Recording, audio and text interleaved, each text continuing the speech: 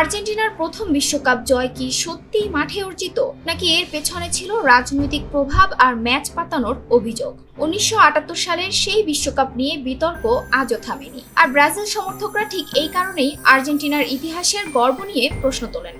ফুটবলের সবচেয়ে বড় প্রতিদ্বন্দ্বিতাগুলোর একটি ব্রাজিল বনাম আর্জেন্টিনা। মাঠের লড়াইয়ের পাশাপাশি দুই দেশের সমর্থকদের মধ্যে চলে ইতিহাস আর শ্রেষ্ঠত্ব নিয়ে তর্ক। তবে আর্জেন্টিনার প্রথম বিশ্বকাপ জয় অর্থাৎ 1978 সালের বিশ্বকাপ এখনো বিতর্কের কেন্দ্রবিন্দু। সেই সময় আর্জেন্টিনা ছিল সামরিক শাসক হোর্হে রাফায়েল ভিদেলার অধীনে। সমালোচকদের অভিযোগ, সরকার বিশ্বকাপকে নিজেদের ভাবমূর্তি উজ্জ্বল করার রাজনৈতিক হাতিয়ার হিসেবে ব্যবহার করেছিল।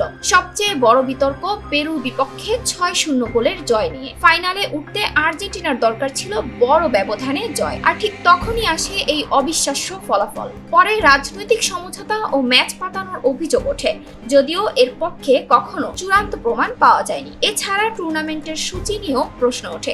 ব্রাজিল অভিযোগ করেছিল আর্জেন্টিনাকে সুবিধা দিতে সূচি সাজানো হয়েছিল। একই সময়ে নেদারল্যান্ডসের কিংবদন্তি ইয়োহান ক্রুইফও নিরাপত্তাজনিত কারণে বিশ্বকাপে অংশ নেননি। শেষ পর্যন্ত ফাইনালে নেদারল্যান্ডসকে হারিয়ে প্রথমবারের মতো বিশ্বকাপ জেতে আর্জেন্টিনা, কিন্তু সেই শিরোপা নিয়ে বিতর্ক আজও ফুটবল ইতিহাসের আলোচিত বিষয়।